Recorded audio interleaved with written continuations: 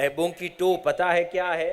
اللہ پاک نے یہ جس کو ہم لفظ چغلی کہتے ہیں، غیبت کہتے ہیں، اس کو اتنا برا کیوں منایا؟ اللہ رب العزت کا قانون قدرت ہے کہ جو کسی کو بلا وجہ بدنام کرتا ہے اللہ پاک اسے بدنام فرما دیتا ہے۔ سوال پیدا ہو سکتا ہے کیا ہر طرح کا عیب چھپایا جائے؟ کئی لوگ سوال کرتے ہیں نا، میں نے کیا کیا تھا؟ میں بے عزت کیوں ہو گیا؟ میں ذلیل کیوں ہو گیا؟ میرا زمانے میں مذاق کیوں بن گیا؟ گمان سے اور عیبوں کی ٹوہ لگانے سے اپنے آپ کو بچایا کرو۔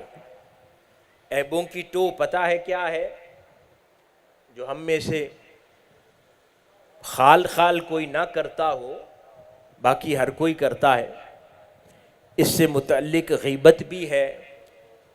جب ہم کسی کی مجلس میں جاتے ہیں، جب وہ اٹھ کے چلا جائے، میں بچوں سے بھی مخاطب ہوں، تو جیسے ہی جائے تو اس کے خلاف بات کرتے ہیں، اس کے پیچھے اس کی برائی بیان کرتے ہیں، یا کسی کی کوئی کمزوری ہمارے نالج میں آ جائے تو ہم اس کمزوری کو دوسروں کو بتاتے ہیں، کوئی بھی ریزن بنا کر، لیکن اس کمزوری کو، کسی کے عیب کو ہم دوسروں کو بہت کانفیڈنٹلی اعتماد کے ساتھ بتاتے ہیں، پھر ساتھ یہ بھی کہہ دیتے ہیں کہ آگے نہ بتانا، لیکن اپنا فرض ادا کر دیتے ہیں دوسرے کو اس کا عیب بتانے کے معاملے میں۔ اور یہ عموماً آج کل کے دور میں ہمارے مردوں میں اور پھر بالخصوص خواتین میں یہ چیز کثرت سے پائی جاتی ہے۔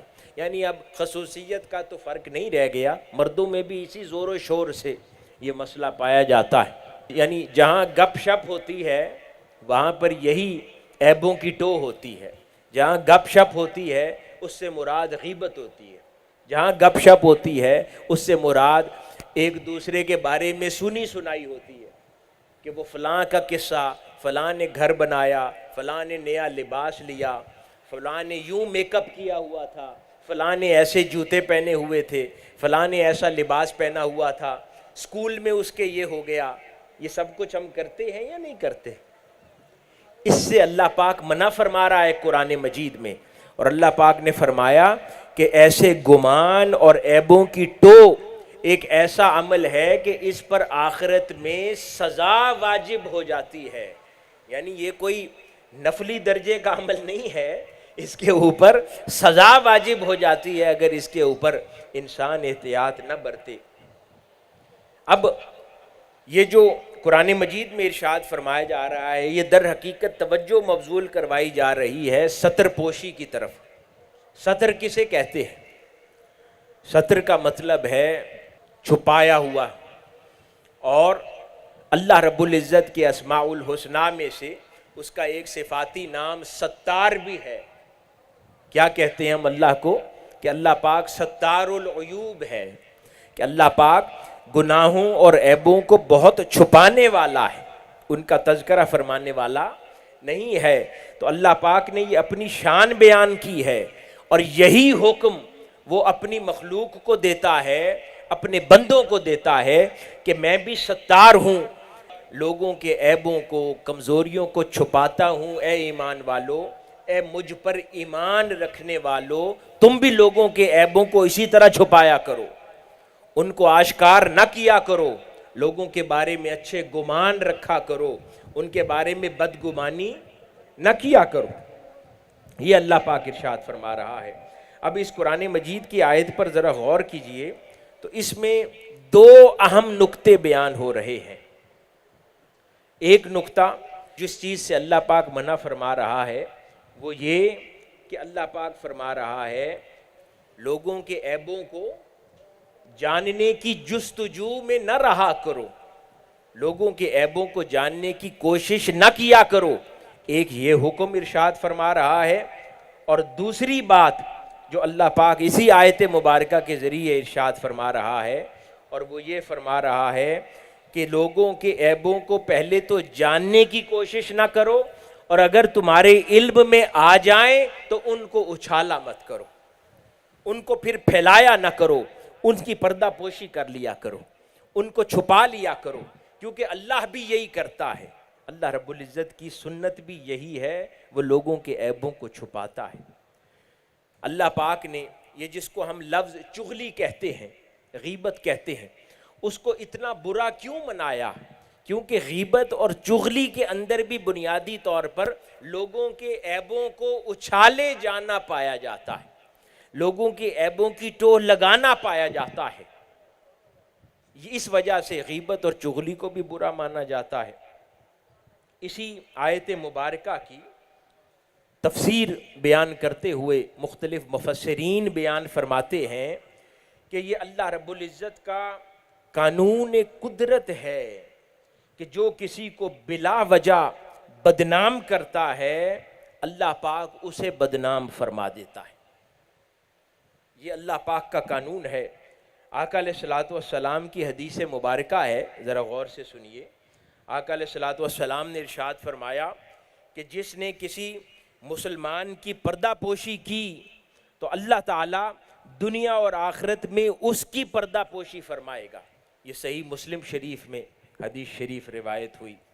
اسی طرح ایک اور مقام پر ارشاد ہوتا ہے، سوال پیدا ہو سکتا ہے کیا ہر طرح کا عیب چھپایا جائے؟ ہاں، اس میں پھر آقا علیہ الصلوۃ والسلام نے اپنی تعلیمات سے گنجائش عطا فرمائی۔